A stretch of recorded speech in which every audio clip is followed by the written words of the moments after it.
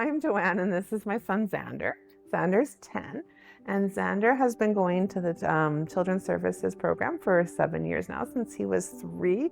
And Xander just loves Robin Hood. It's, I think, one of his favorite things. He does the summer camp there. He's part of the respite program and part of different groups, even during the school year.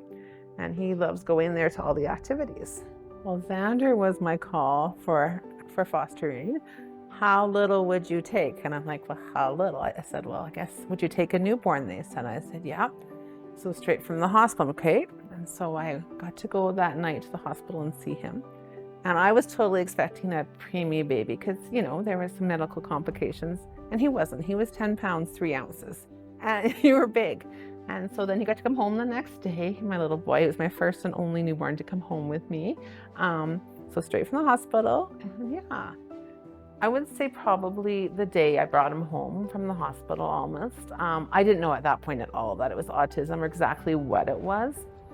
He was just more nervous than a normal newborn, you would think. And that wouldn't be something I would describe a newborn normally, as nervous and a little bit more stressed. And so he was actually adopted in November, and then that next February I found out the diagnosis. But by then, like, it didn't matter what the diagnosis was, because he was mine.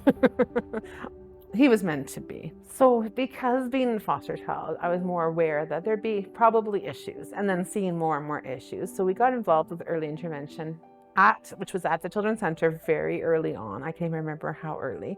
And so from there, as diagnosis came, of course, early intervention is like, here's Robin Hood.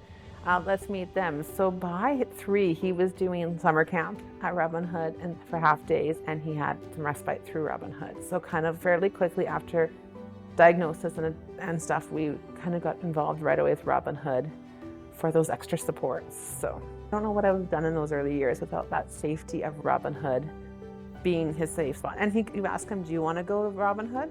Yeah, let's go. Like, how soon can we go, kind of thing. Okay, this is the future. Like, there is a future that's positive for him. There are people who paved the path for us already, you know, and there's other people who've been through it, gone past it, are now at a different, you know, maybe a different point in life, but are there. So they reach out to people who really need it, and they're there to help. And I feel like that's really what they are. They're there to help with these unique kiddos or unique adults, and provide a service in a very loving, kind way, in a dignified way, you know, where they get to be who they are, but be their best too, and do fun, exciting things. Like, that's what I find for him. He's got to do so many things and gone so many places. Like, during summer camp, your field trips are pretty awesome sometimes. They're going swimming and going on the bus, like all these experiences. And you know that he's got the support and the help he needs to do these things and be successful and fun and exciting.